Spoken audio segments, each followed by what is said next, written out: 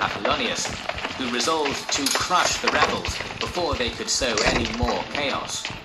In 167 BC, after gathering Bring up an voice army chat. of around 2,000 men in Samaria, Apollonius marched south to the Gothna Hills, where it was said that the elusive Judah was hiding out. Here, the Maccabees proved they were capable of more than just murdering civilians and burning altars.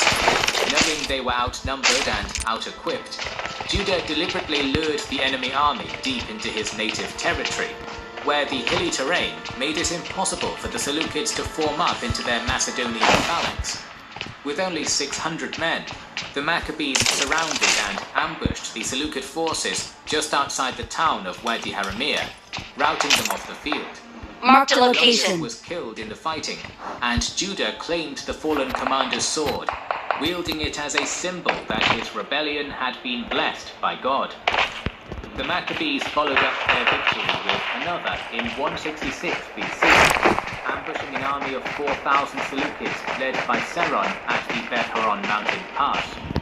These two victories would set the theme for much of the rebellion. I'm out. Need ammo. Smaller, poorly armed contingents of Maccabean warriors would utilize terrain-based guerrilla warfare to consistently outwit the well-armed I'm out. Seleucid Need armies ammo. that outnumbered them greatly. Later that year, Antiochus IV was forced to take the bulk of his army Okay. eastwards to deal with a Parthian invasion, putting the local governor of Syria, Lysias, in charge of quashing the growing Jewish revolt Let's go! with limited resources. Despite this, Lysias managed to field a significantly large army of some 10,000 professional Macedonian-trained soldiers.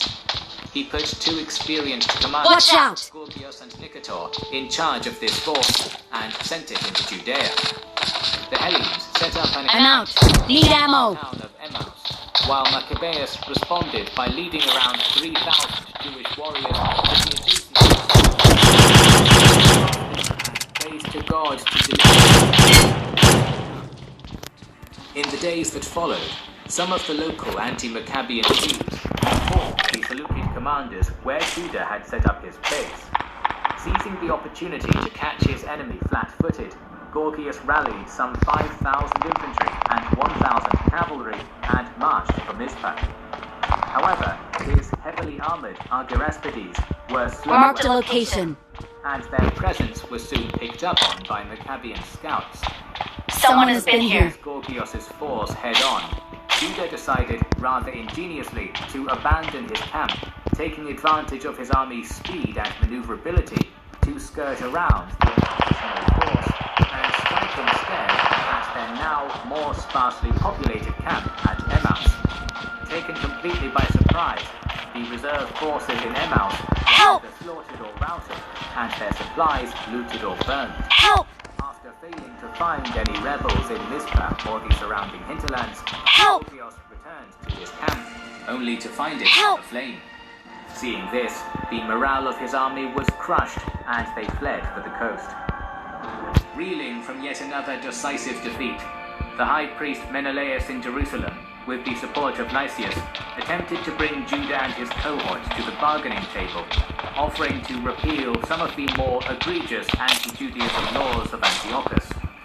However, these negotiations failed, for the Maccabees would accept nothing less than the total eradication of Hellenization in Judea.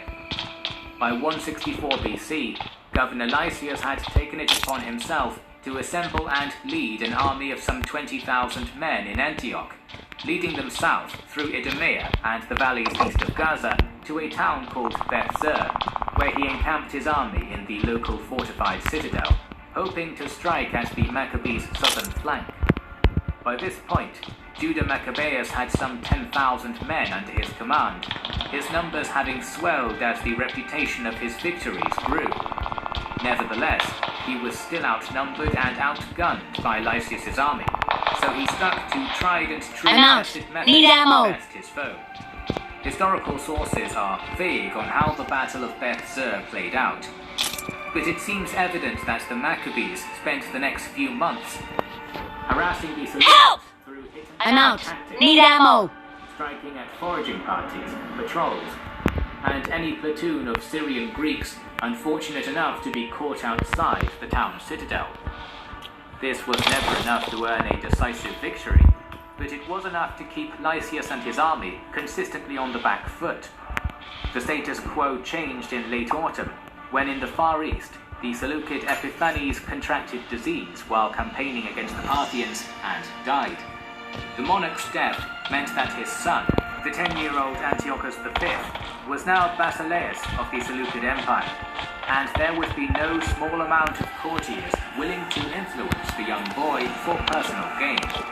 Suddenly, Lysias's priorities had shifted, and he was compelled to return to Antioch to secure control of the infant king in order to keep his power and influence in the royal court, which meant that Watch out! Judea was over. Due to his persistence, cunning, and some plain old luck, Judea Maccabeus was victorious once more. With his victory at Beth Zur, he was able to march his army more or less unopposed to Jerusalem, which he was able to stride right into because the Seleucid governor Apollonius had destroyed its city walls a few years earlier. Following this, the Hellenized and other Seleucid loyalists retreated to Acre. Now firmly in control of the holy city, the Hammer of Judea entered the temple, destroying the altar to Zeus and the idols that had been erected during the reigns of Jason and Menelaus. His youngest brother, Jonathan Apphus, was installed as the new high priest of Judea. Among the sacred objects to be restored was the menorah, a golden candelabrum whose 7 branches represented knowledge and creation. It was supposed to be kept burning every night, but its light had been extinguished during the persecutions. However, that there was only enough oil to keep the candles of the menorah burning for one night. Despite Get down! the candles burned bright and true for 8 full days. This supposed miracle of God is the cornerstone of Hanukkah, and to this day, when Jewish communities around the world light 8 candles on their menorahs, to commemorate each day the light burned for Judea Maccabeus and his people. Jerusalem may have been taken, but the war was far from over. Seeking to keep his momentum, Judea besieged Acre in early 162 BC.